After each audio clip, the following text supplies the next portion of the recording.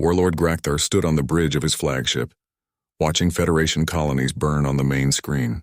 The massive Thornax commander's 4 arms gestured at the destruction with savage pleasure. His species had waited 200 years for this moment. The humans are gone, he growled to his war council. The weaklings who kept us leashed with their pretty words and peace treaties have abandoned the galaxy. Now we take what should have always been ours. The Thornax Empire had grown powerful during the years of human-enforced peace. Their warrior culture had adapted to build ships and weapons instead of just fighting with claws and teeth. But they had never forgotten their desire to conquer and dominate other species. Commander Zekrath, Grakthar's chief tactical officer, reported the latest victories. The Centauri colonies have fallen, Warlord.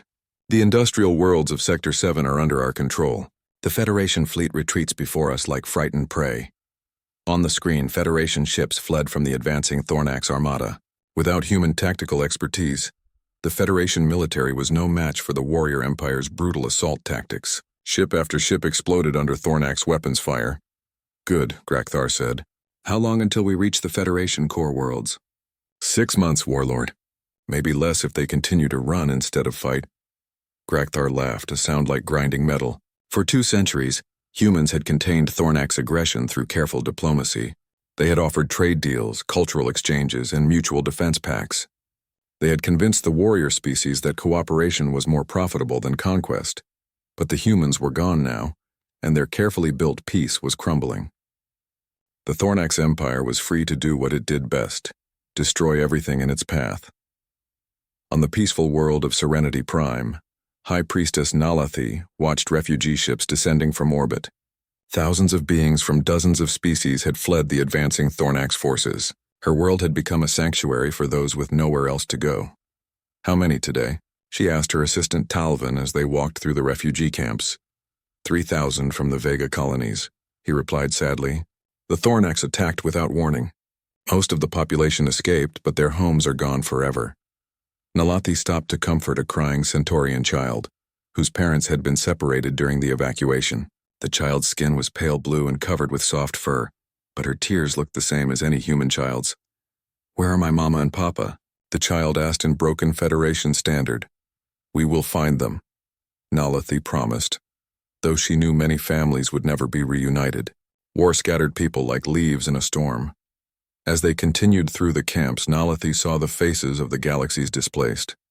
Traders who had lost their ships, scientists who had abandoned their research, farmers whose worlds had been burned by Thornax raiders. Have you tried contacting the humans again? Talvin asked quietly. Nalathi nodded. Every day, I send messages to Sol System begging them to return. I reach out with my mind across the void, calling for them to save us. But there is only silence. She did not understand why the humans had abandoned them. Before the withdrawal, human diplomats had seemed genuinely committed to galactic peace. Human military officers had died protecting alien colonies. Human scientists had shared their knowledge freely. Perhaps something happened to them, Talvin suggested. Perhaps they faced their own crisis. But Nalathi did not believe that. The energy barrier around Sol System proved the humans were alive and had advanced technology. They could help if they chose to. They were choosing not to.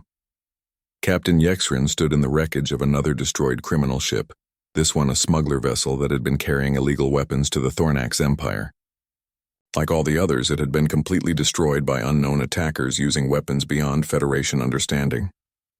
Same energy signatures, reported his tactical officer. Same damage patterns. Whatever hit this ship used technology we cannot identify. Yexrin had been investigating these mysterious attacks for 6 months now. The pattern was always the same. Criminal organizations would vanish without warning. Their ships found as twisted wreckage with no survivors. But this time was different. This time, his sensors had detected the attacking ships before they disappeared. Show me the scanner data again, he ordered. The holographic display showed 3 sleek black vessels, unlike any design in Federation databases. They had appeared from nowhere, destroyed the smuggler ship in seconds, then vanished again into the void, computer, analyze ship configurations, and predict origin technology. The computer worked for several minutes before responding. Unable to match design parameters to any known species. Hull composition unknown. Weapon signatures unknown. Propulsion method unknown. Yexrin studied the data carefully. The attacking ships were clearly artificial, but they used technology that seemed decades ahead of anything in the galaxy. Where had they come from? Who was building such advanced vessels, and why were they only attacking criminals? A new thought occurred to him. Computer, cross-reference timing of attacks with human departure from galaxy. The analysis took only moments. First recorded attack occurred 47 days after human withdrawal. Attacks have continued at regular intervals since that time. Yexrin felt a chill run down his spine. The timing was too precise to be coincidence. Either the humans were responsible for these attacks or someone else had begun hunting criminals immediately after humanity vanished. "Sir," his communications officer called out, "long-range sensors are detecting a large fleet approaching from the outer rim. Configuration unknown." On his main screen, Yexrin watched dozens of contacts moving steadily toward civilized space. The ships were traveling in perfect formation, their speed and coordination suggesting military discipline. "Are they responding to our signals?" he asked. "No, sir. They maintain complete communication silence." Yexrin ordered his ship to fall back to a safe distance while continuing to monitor the approaching fleet. Something was coming to the core worlds, something that moved with predatory purpose. Admiral Cretan received Yexrin's report in his command center on the Federation capital world. Around him, tactical displays showed the deteriorating military situation. Thornax forces advanced on 3 fronts while Federation ships retreated in disorder. "How many ships in this unknown fleet?" he asked. "At least 50, sir." Yexrin reported over the communication link. "Possibly more. Their technology allows them to mask their exact numbers." Cretan studied the tactical situation. The Federation military was already losing the war against the Thornax Empire. If another hostile force was approaching, the galaxy's civilized species faced extinction. "Continue monitoring," he ordered. "Report any changes immediately." His aide, Colonel Temvar, approached with more bad news. "Sir, the Thornax fleet has broken through our defenses in Sector 9. They will reach the Centaurian homeworld within days." Cretan closed his eyes in frustration. The Centaurians were a peaceful species who had never developed serious military technology. Their homeworld held over 2 billion civilians who could not be evacuated in time. "Order all available ships to defend Centauri Prime," he said. "We cannot let them massacre innocent civilians." But even as he gave the order, Cretan knew it was hopeless. The Federation fleet was outnumbered and outgunned. Without human tactical expertise and advanced weapons, they could not stand against the Thornax war machine. On the bridge of his flagship, Warlord Grakthar received reports of Federation ship movements with amusement. "They gather their remaining forces to protect the Centaurian homeworld," Commander Zekrath reported. "Their entire fleet will be in one place." "Perfect," Grakthar said. "We will destroy them all at once, then take the planet at our leisure. The Centaurians will make excellent slaves." The Thornax Empire had always practiced slavery, taking prisoners from conquered worlds to work in their mines and factories. Human diplomats had negotiated the release of millions of slaves over the decades, but those agreements meant nothing now. "Signal the fleet," Grakthar ordered. "All ships advance on Centauri Prime. Today we end Federation resistance forever." As the Thornax Armada moved toward its final assault, sensors detected the approach of the mysterious fleet from the outer rim, but Grakthar paid no attention to the reports. His species had fought every challenge for thousands of years. No unknown enemy could match Thornax warrior fury. He was about to learn how wrong he was. High Priestess Nalathi felt the approaching darkness in her meditations. Her species could sense violent intent across vast distances, and something terrible was moving toward the core worlds. "The Thornax prepare for a final battle," she told her council of priests. "They will attack Centauri Prime with everything they have." "And the Federation fleet?" asked Talvin. "Will be destroyed," she said sadly. "Without human guidance, they cannot win. Billions will die unless something changes." She rose from her meditation mat and walked to the temple's central altar, where a communication device connected her to the galactic network. For months she had sent messages to Sol System, begging the humans to return. All had gone unanswered, but she would try one more time. "People of Earth," she said, her voice carrying across space to the silent barrier around Sol System. "Your galaxy burns while you hide. Your friends die while you watch." Admiral Song Jinhee stood on the bridge of the massive human flagship Final Warning as it approached the Federation capital world. Behind her, the largest human fleet ever assembled moved in perfect formation. These were not the peaceful exploration ships that aliens remembered. These were weapons of war, designed for a single terrible purpose. President Kang Do-hyun waited in the ship's conference room, reviewing the presentation that would change everything. With him sat Dr. Lim So-man, the scientist whose discovery had forced humanity to abandon diplomacy and embrace darkness. "Are you ready for this?" Do-hyun asked her. Dr. Lim nodded, though her hands shook slightly.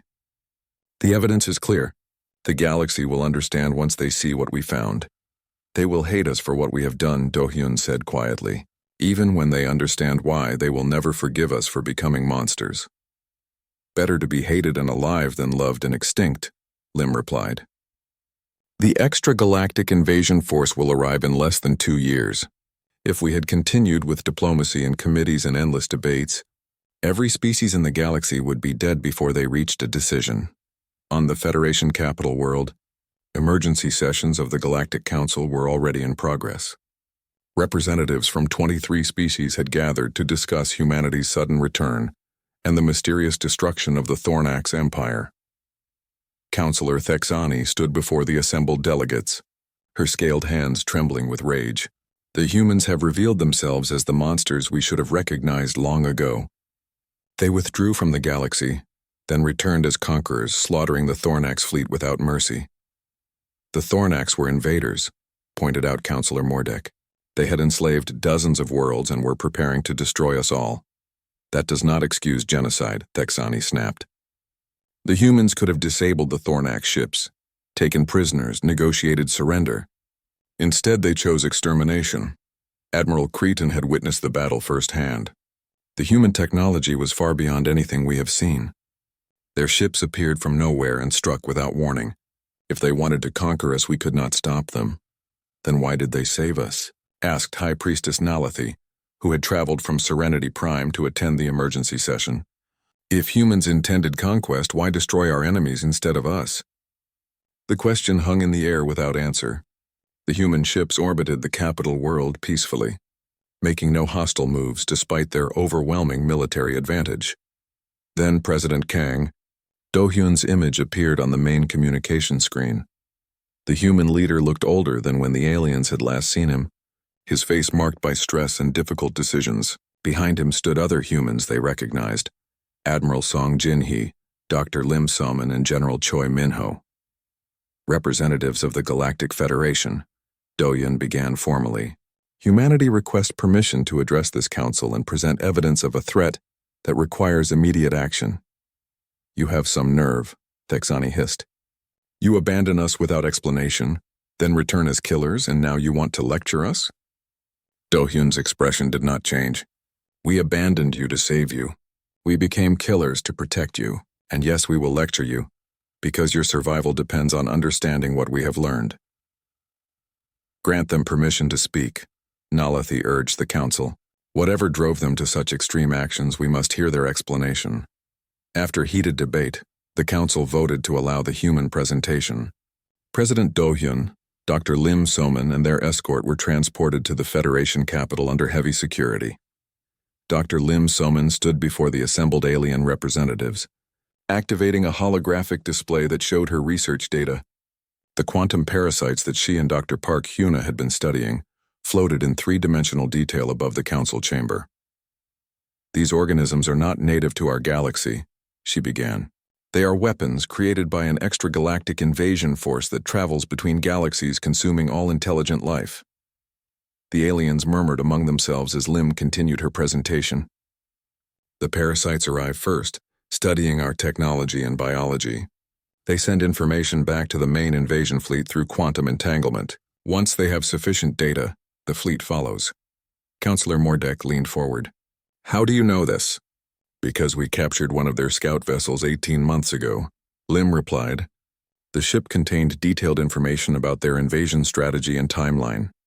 A new holographic display showed images that made several aliens gasp in horror. Massive ships the size of moons moved through empty space between galaxies. Their hulls were covered with the same quantum parasites that Lim had been studying. "They have consumed 17 galaxies over the past 1,000,000 years," she continued.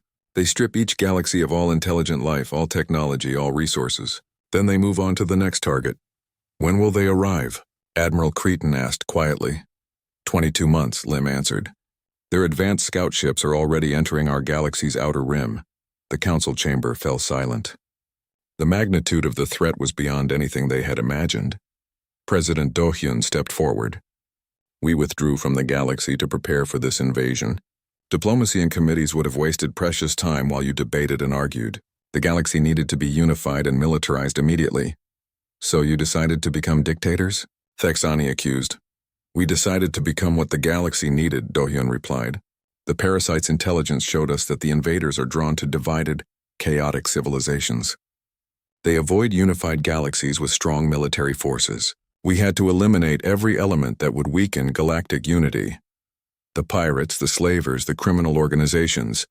Admiral Cretan said, understanding dawning in his voice. You have been hunting them for months. 18 months, General Choi Min-ho confirmed. We eliminated over 3,000 criminal organizations across the galaxy. Pirates, slavers, warlords, corrupt politicians, anyone who would choose personal gain over species survival. Including the Thornax Empire, Nalathi observed. The Thornax were the greatest threat to unity. Do-hyun agreed. Their warrior culture glorified conquest and slavery. They would have fought the invaders individually instead of cooperating with other species. Their defeat sends a message that cannot be ignored. Councillor Thexani stood up angrily. You had no right to make these decisions for us. You appointed yourselves judges and executioners without asking anyone's permission. Permission? Admiral Song Jin-hee spoke for the first time, her voice cold with controlled fury. You want to talk about permission? We spent 200 years building galactic peace through diplomacy. We sacrificed human lives protecting alien colonies. We shared our technology freely and asked for nothing in return. She gestured at the holographic display showing the approaching invasion force. And when we discovered that all of it was meaningless, that an unstoppable enemy was coming to devour everything we had built, did we save ourselves and flee to another galaxy? Did we take our advanced technology and abandon you to face extinction alone? The human admiral stepped closer to the alien representatives. We could have been safe. We could have run away and let you all die. Instead, we chose to become the monsters necessary to save your lives. But at what cost? Nalathi asked sadly. You have saved our bodies, but what has happened to your souls? Dr. Lim Sumin answered quietly. We lost our souls the day we realized that the peace we built was an illusion. That cooperation and understanding mean nothing when faced with an enemy that views all life as food. She activated another display showing detailed battle plans. The invasion fleet consists of approximately 10,000 ships, each capable of destroying entire star systems. They will arrive in our galaxy simultaneously at multiple points, making coordinated resistance impossible unless we are completely unified. What do you propose? Admiral Cretan asked. President Do-hyun activated a new holographic display showing the current state of the galaxy. Every star system was marked with military strength assessments and strategic value ratings. Complete militarization of all civilized species, he said. Every world becomes a fortress. Every ship becomes a weapon. Every citizen becomes a soldier. We have 22 months to build the largest military force in galactic history. And if we refuse? Thexani demanded. Then you die, Do-hyun said simply. And we will find another galaxy to save. The blunt honesty of his words shocked the council into silence. These humans were not the diplomatic peacekeepers they remembered. They had become something harder and colder, shaped by knowledge of humanity's darkest enemy. Show them the rest, Admiral Song Jin-hee said quietly. Dr. Lim activated her final display. It showed human colonies throughout the galaxy, but not the empty worlds the aliens expected. Instead, they saw massive military installations, weapon manufacturing facilities, and training centers for alien refugees. We never left, Lim explained. We went into hiding and spent 18 months building the infrastructure needed to defend the galaxy. Every human colony has been converted into a military base. We have trained 3 million alien volunteers in advanced combat techniques. The refugees we sent to your worlds, Nalathi realized. You were recruiting them. We were saving them, General Choi corrected, and teaching them to save others. Commander Bae Suyeon stood on the bridge of the Silent Vengeance, watching the Thornax fleet advance toward Centauri Prime. Her ship hung invisible in the darkness, cloaked by technology that made it impossible to detect. Around her, dozens of other human vessels waited in perfect silence. "Target analysis complete," reported her tactical officer, Major Ojisu. Thornax fleet consists of 47 capital ships, 130 destroyers, and approximately 300 support vessels.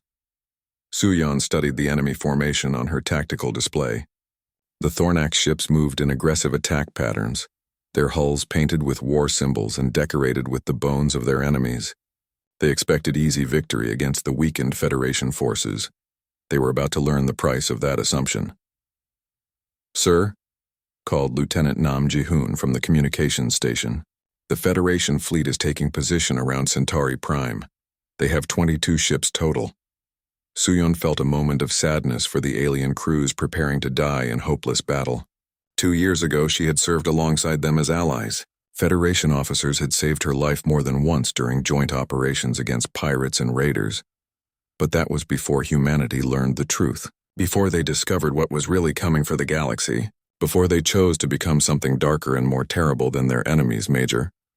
"Oh," she said quietly. "Begin the hunt." Ojisu smiled without warmth. Her team had spent 18 months learning to kill efficiently and without mercy. They had hunted pirates, slavers, and warlords across the galaxy, perfecting their techniques on the worst criminals they could find. Today they would face their greatest challenge. All hunter squadrons. "This is command," Ojisu transmitted on encrypted channels. "Target the Thornax supply ships first. Cut off their logistics before they know we're here." The human fleet moved like ghosts through space. Their ships had been redesigned from the ground up, incorporating technology reverse-engineered from captured alien, weapons and powered by innovations that pushed the boundaries of known science. Lieutenant Nam Ji-hoon watched the tactical display as human ships closed on their targets. He was young, fresh from the academy, and still uncomfortable with their mission. "Major," he said quietly to Ojisu, "the Thornax supply ships, most of their crews are just technicians and cargo handlers. They're not warriors." Ojisu turned to look at him, her expression cold. "They chose to serve a war machine that enslaves entire species. They chose to support genocide. Their job description does not matter." "But we used to be peacekeepers," Ji-hoon protested. "We used to protect innocent people, not kill them." "Wake up, Lieutenant," Ojisu snapped. "There are no innocent people in this war. There are only survivors and casualties. The galaxy forced us to choose which one we wanted to be." On the main screen, the first Thornax supply ships exploded in brilliant flashes of light. Human weapons tore through their hulls like paper, venting atmosphere and crew into the void. The attacks were so sudden and devastating that the Thornax fleet did not even realize they were under assault. Commander Suyon watched the destruction with professional detachment. Each exploding ship represented hundreds of alien lives, but she felt no guilt. Humanity had tried diplomacy for 200 years. They had tried to build a peaceful galaxy through cooperation and mutual understanding. It had not worked. Peace was an illusion. The galaxy respected only strength and feared only death. The truth had been revealed 18 months ago when Dr. Lim So-min made her terrible discovery. The quantum parasites that Dr. Park Hyuna had been studying were not just dangerous laboratory specimens. They were weapons, scouts for an invasion force that traveled between galaxies, consuming everything in their path. The extragalactic invaders were coming, and they would arrive within 3 years. When they did, every species in the galaxy would face extinction unless they could unite and fight as one. But unity could not be achieved through diplomacy. Too many species preferred short-term profit to long-term survival. Too many leaders chose personal power over galactic security. The Thornax Empire was just one example of the selfishness that would doom them all, so humanity had made a choice. They withdrew from the galaxy and spent 18 months becoming what their enemies feared most: efficient killers who struck from the shadows without warning or mercy. "Sir," Major Ojisu reported, "Thornax supply line is severed. They have lost 60% of their logistics support." "Good," Suyon replied. "Begin Phase 2. Target their heavy cruisers." The human hunter fleet moved deeper into the Thornax formation, their cloaked ships invisible to alien sensors. They had learned these techniques by hunting pirates and slavers, perfecting their ability to kill without being detected. Warlord Grakthar stood on his bridge watching. Federation ships take defensive positions around Centauri Prime, when his tactical officer suddenly screamed in alarm.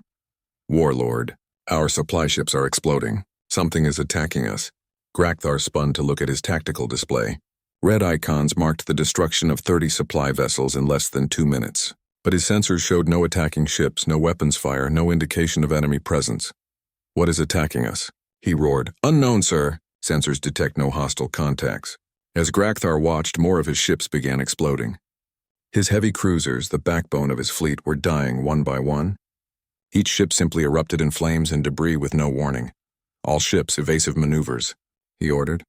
Find the enemy and destroy them. But there was no enemy to find. The attacking ships remained invisible, striking like demons from the void itself.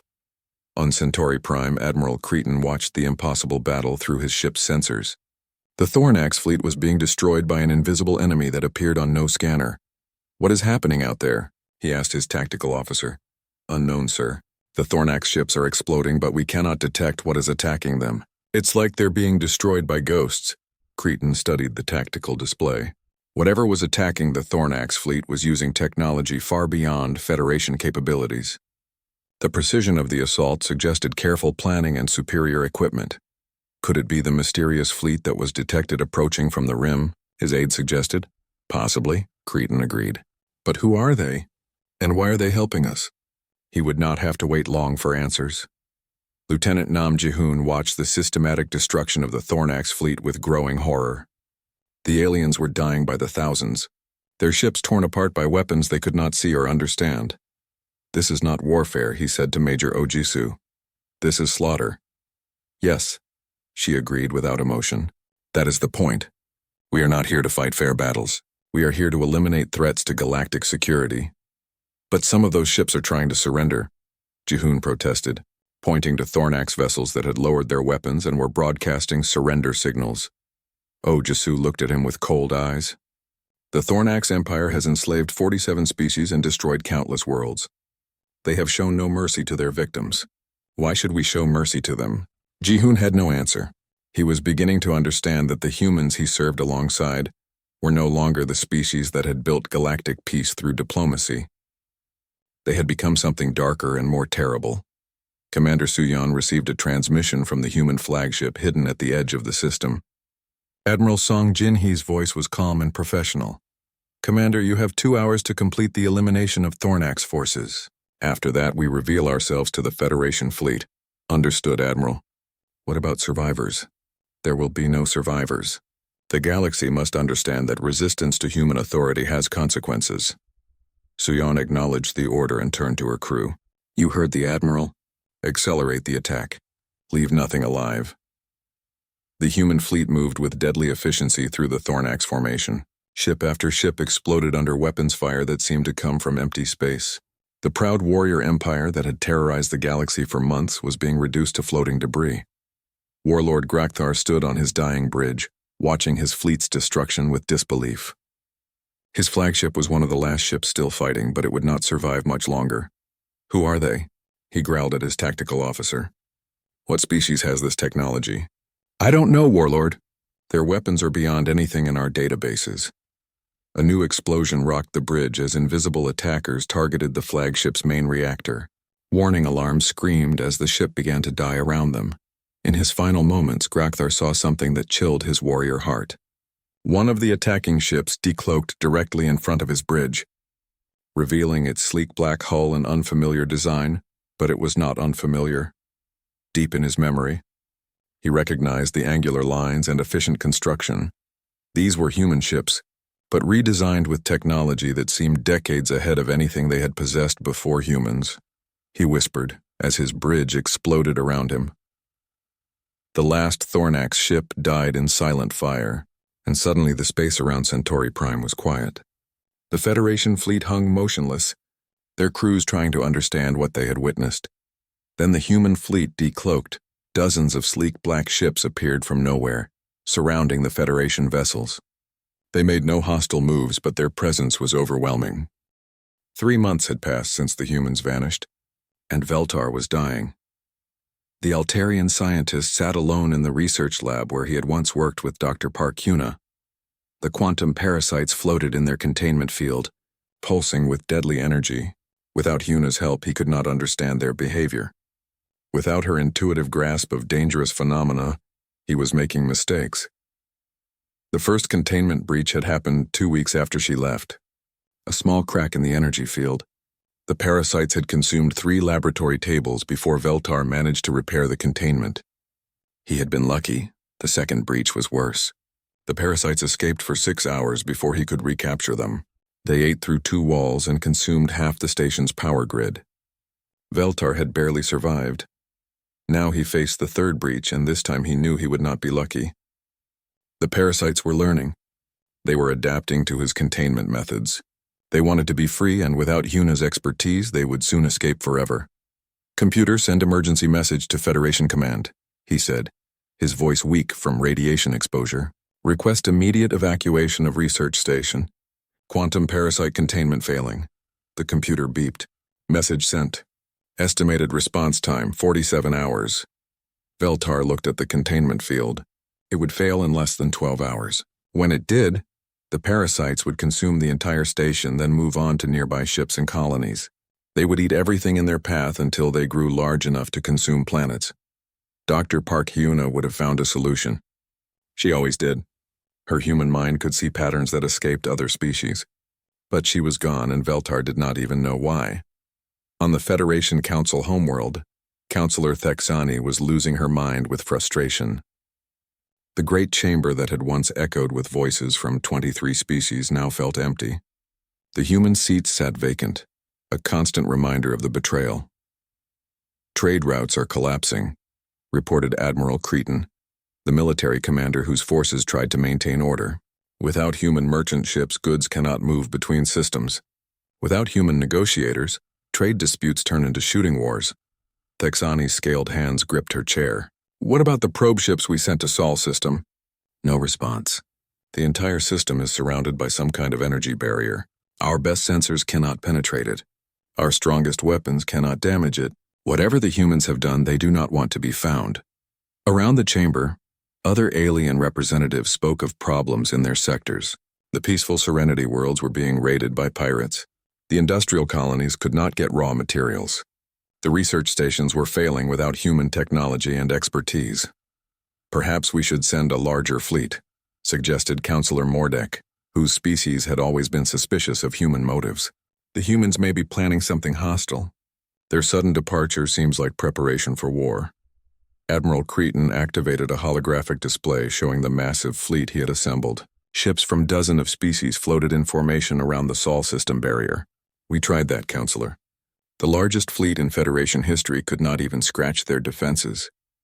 If the humans wanted war, they would have attacked us already." "Then what do they want?" Thexani demanded. "Why abandon us without explanation?" "This is not human behavior. Humans keep their promises. Humans protect the weak. Humans maintain peace." No one had an answer. The humans had simply vanished, leaving behind empty colonies, abandoned research stations, and confused alien allies who had trusted them completely. But strange reports were beginning to filter in from the galactic rim. Captain Yexrin, a Federation officer investigating these reports, stood on the bridge of his patrol ship examining the latest mystery. Before him floated the wreckage of 3 pirate vessels. The ships had been completely destroyed, but not by any weapon Yexrin recognized. The metal was twisted in impossible ways, as if the very atoms had been rearranged. "Scanner shows no life signs," reported his tactical officer. "Whatever attacked these ships killed everyone aboard in seconds." Yexrin studied the damage patterns. "This is the 5th pirate fleet we've found like this in 2 months. Always the same result. Complete destruction, no survivors, no witnesses." "Could be a new weapon," suggested his navigator. "Maybe one of the Rim species has developed advanced technology." But Yexrin was not convinced. The destroyed ships belonged to different pirate organizations that normally fought each other. Why would they be in the same area? And why were only criminal ships being attacked? Legitimate vessels passed through the same regions without harm. His communications officer suddenly looked up. "Sir, I'm receiving a distress signal. It's from a slave transport in the Vega sector." "Put it through," Yexrin ordered. The voice that came through the speakers was filled with terror. "This is Captain Groktar of the slave vessel Payne's Prophet. We are under attack! Unknown ships black as space itself. Our weapons have no effect. They're cutting through our hull like it's made of paper. Help us. Please help. The transmission cut to static. Yexrin ordered his ship to maximum speed toward the Vega sector, but he knew they would arrive too late. They always arrive too late. Whatever was hunting the galaxy's criminals moved faster than any Federation ship. When they reached the coordinates, they found the same scene as always. Twisted wreckage floating in space. No survivors. No witnesses. No clues about who had done this, but this time Yexrin noticed something different. His sensors detected faint energy signatures moving away from the battle site. The signatures matched no known ship design, but they were definitely artificial. Someone had been here. Someone had destroyed the slave transport with weapons beyond Federation understanding. Follow those energy traces, he ordered. But the signatures faded after a few light minutes, as if the attacking ships had simply vanished into empty space. Whatever technology they used was far beyond anything in the Federation database. On the peaceful world of Serenity Prime, High Priestess Nalathi knelt in her temple, trying to contact the humans through meditation and prayer. Her people believed all consciousness was connected across space and time. If anyone could reach the vanished humans, it would be her. Please hear me, she whispered to the stars. Your friends need you. The galaxy is falling apart without your guidance. Pirates attack our colonies. Trade wars threaten to become shooting wars. The research stations are failing. People are dying. Around her, the temple filled with the soft glow of her species' natural bioluminescence. Other priests joined their voices to hers, calling across the void for humanity to return. But the stars remained silent. The humans did not answer. Perhaps they cannot hear us, suggested her assistant, a young priest named Talvin. Perhaps their technology blocks our mental communications. Nalathi opened her eyes, which glowed like silver stars. Or perhaps they choose not to listen. But why? What did we do to drive them away? That question haunted every species in the Federation. The Draconis merchants wondered if they had cheated humans in some trade deal. The Centaurian colonies worried they had asked for too much help. The research stations feared they had taken human knowledge without giving enough in return. But the truth was simpler and more terrifying than any of them imagined. The humans had not left because they were angry. They had not withdrawn because they felt betrayed. They had vanished for reasons none of the alien species could understand. As weeks turned to months, the consequences of humanity's departure became clear. Without human peacekeepers, old conflicts reignited. The Thornax warrior clans, who had been kept peaceful through careful human diplomacy, began raiding their neighbors again. Without human merchants, trade routes collapsed. Colonies that depended on imported food faced starvation. Industrial worlds could not get raw materials. Research stations lost access to advanced technology. Without human mediators, every dispute became a crisis. Species that had lived in peace for decades began preparing for war. The golden age of galactic cooperation, built on human diplomacy and protected by human military power, was ending. And still, the mysterious attacks on criminal organizations continued. Pirates, slavers, smugglers, and warlords found their ships destroyed by unknown attackers. The galaxy's predators were disappearing one by one, hunted by shadows that struck without warning and left no witnesses. Admiral Cretan studied the reports in his command center. 73 separate incidents in 3 months, he told his staff. Always criminal organizations, always complete destruction, always the same energy signatures that we cannot identify. Could it be the humans? Asked his intelligence chief. Maybe they did not really leave. Maybe they are still here hiding and attacking criminal ships. Cretan considered this possibility. But why? And why only criminals? If humans wanted to maintain peace, why not contact us directly? The questions had no answers. The galaxy grew more dangerous each day. While somewhere in the darkness, unknown hunters stalked the void, eliminating threats that the Federation could not even find. As the 4th month began since humanity's departure, long-range sensors detected something new approaching from the outer rim. A massive fleet of unknown ships moving with predatory precision towards civilized space. The hunters were coming home, but the galaxy did not yet know if they were predator or prey. Captain Li Jiwan stared at the message on her screen. She read it 3 times, but the words did not change. Her hands shook as she reached for her coffee cup, but it was empty and cold. The bridge of the Harmony's edge was quiet. Her crew worked at their stations, checking star maps and monitoring alien communications. They had no idea what the message said. They had no idea their lives were about to change forever. All human personnel must return to Sol System immediately. The message read, "No exceptions, no delays. No explanations to alien contacts. You have 72 standard hours. This is not a drill. This is not optional." Jiwon closed the message and looked around her bridge. Lieutenant Kim Woo-jin sat at the navigation station, plotting their next diplomatic mission to the Centauri colonies. Engineer Park Min-seo was fixing a broken sensor array. Communications officer Lee Yuna was laughing at something her Altarian friend had sent her. These people trusted her. The aliens they worked with trusted her, but now she had to betray that trust. "Woo-jin," she said, trying to keep her voice steady. "Set course for Sol System. Maximum speed." Kim Woo-jin turned around, confused. "Captain?" "We're supposed to meet with the trade delegates tomorrow. The Draconis merchants are expecting us."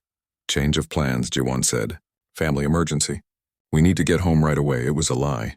She hated lying to her crew. She hated lying to the aliens who counted on human ships to keep trade routes safe. But the message was clear. No explanations. 300 light-years away, Dr. Park Hyuna was having the worst day of her life. The same message had arrived on her personal communicator while she was working in the lab. She stared at the deadly quantum parasites floating in their containment field, then at her research partner, Veltar. The Altarian scientist had 6 arms and skin like blue marble. He was working on a complex equation that might help them understand how the parasites fed on energy.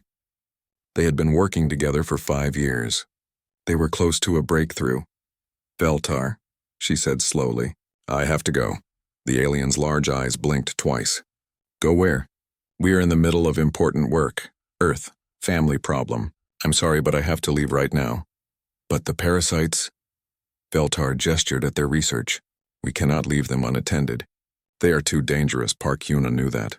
The quantum parasites could eat through any known material if they escaped their special containment. They could consume an entire space station in hours. But she also knew she had no choice. "You'll have to handle it alone for now," she said, already packing her personal items. "I'll try to get back as soon as I can." She would never see Veltar again. She would never see the research station again. But she could not tell him that. In the great halls of the Federation Council, Ambassador Kim Tae-ho was giving what would be his final speech. The massive chamber held representatives from 23 different alien species. Some looked like giant insects. Others resembled walking plants. A few were just clouds of gas held together by force fields. Tae-ho had worked with these beings for 15 years. He knew their cultures, their languages, their hopes and fears. He had helped prevent 3 wars and negotiate dozens of trade agreements. Today he was telling them about the importance of cooperation between species. "Unity makes us strong," he said, his voice echoing through the chamber. "When we work together, we can solve any problem. When we trust each other, we can face any challenge." The alien representatives nodded and made sounds of agreement. They trusted humans. Humans were honest. Humans were fair. Humans kept their promises. Tae-ho finished his speech and sat down. In 6 hours, he would be on a ship heading for Sol System. These aliens would never see him again. They would think humans had abandoned them. He felt sick. General Choi Min-ho stood in the command center of the human defense station orbiting Proxima Centauri. Displays showed the positions of every human military ship in the galaxy. There were thousands of them protecting trade routes and keeping peace between alien species. His aide, Colonel Yoon Ji-hyun, approached with a worried expression. "Sir, we're getting reports from all sectors. Human ships are leaving their posts. Diplomatic vessels are breaking off missions. Research teams are abandoning their projects." "I know," Min-ho said quietly. The same orders had reached him an hour ago. "Begin Operation Homecoming. All ships return to Sol System immediately." "Sir, what about our alien allies? What about the peace accords we're supposed to protect?" Min-ho turned to look at the tactical display. It showed the positions of alien military ships, trade vessels, and civilian transports throughout human-protected space. In 72 hours, all of that protection would be gone. "Send automated messages to all alien contacts," he said. "Tell them we have technical problems with our ships. Tell them we'll be back soon to resume normal operations." Another lie, but necessary. The evacuation began across the galaxy. Human families on distant colonies packed their belongings and boarded transport ships. Human scientists left their experiments half-finished. Human teachers abandoned their alien students in the middle of lessons. Captain Song Minji commanded a passenger liner that normally carried tourists between star systems. Now she was cramming 500 colonists into a ship designed for 200. Families slept in cargo holds. Children cried because they had to leave their pets behind. "Why are we leaving?" a young girl asked her mother. "I like it here. My friends are here." Her mother had no answer. None of them had answers. They only had orders. Dr. Lim Junho worked at a medical station treating alien refugees from a recent conflict. His patients needed him. Some would die without human medical technology. But the orders were clear. All humans must return to Sol system. He looked at the Centaurian child in the medical bed. Her species had been poisoned by industrial waste from their own factories. Human medicine was the only thing keeping her alive. "I'm sorry," he whispered, knowing she could not understand him. "I'm so sorry." As the hours passed, the pattern became clear to alien observers. Every human in the galaxy was leaving. Ships that had patrolled the same routes for decades suddenly developed engine problems and headed toward Sol system. Diplomats who had lived on alien worlds for years suddenly got urgent family messages. On the Federation Council homeworld, Counselor Thex Ani watched human ships departing from orbit. "Something is wrong," she told her aide. "Humans do not act like this. They keep their promises. They do not abandon their duties." But they were abandoning their duties. All across the galaxy, human protection vanished. Trade routes became dangerous. Diplomatic missions failed. Research projects collapsed. With 6 hours left in the deadline, the last human ship cleared the outer rim of civilized space. Captain Li Jiwan sat in her command chair, watching the stars streak past as her ship jumped toward Sol system at maximum speed. She thought about the Draconis merchants who would wait for her ship tomorrow. They would wait for days, then weeks. They would think humans had betrayed them. They would never know the truth. An automated message broadcast across all communication channels in the galaxy. It was simple and cold. "Humanity hereby withdraws from the Galactic Federation. Do not follow us. Do not seek us. Do not contact us. Consider this your only warning." The message repeated in every known alien language. Then the human communication networks went silent. Every human ship, every human station, every human colony had vanished behind a wall of silence. For the first time in over 200 years, humanity was alone in the darkness between the stars. And for the first time in over 200 years, the galaxy was alone without them. The age of human protection was over. What would come next? None of them could imagine.